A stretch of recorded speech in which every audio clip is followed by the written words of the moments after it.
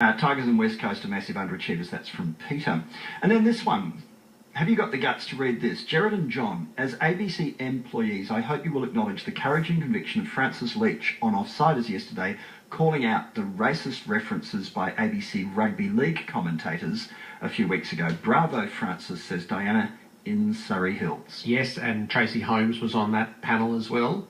So that is a difficult issue for the ABC, particularly in Reconciliation Week last week, and I think we all wait to see what the outcome is going to be. With the lead rugby league team suspended for the time being, pending an outcome.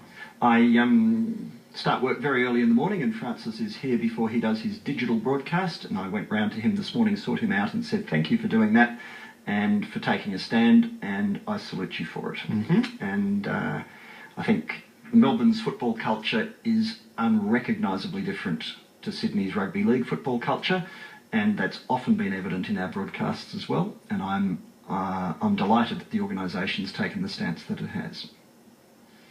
So there you go. Brenda in Essendon. Morning to you, Brenda. Thanks for waiting. Hi.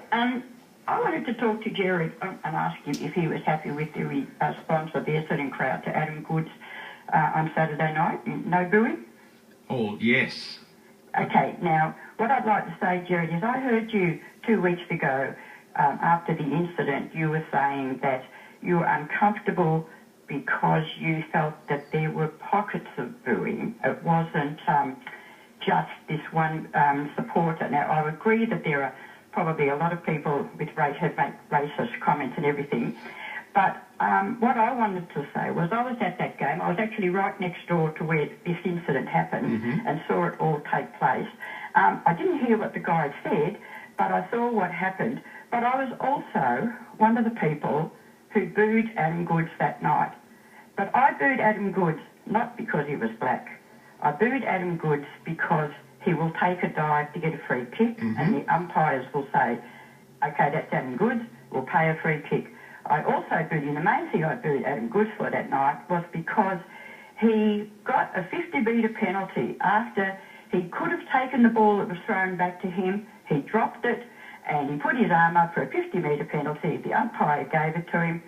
And you tell me how a supporter reacts in a situation like that. What can we do? The only thing we have is our voice.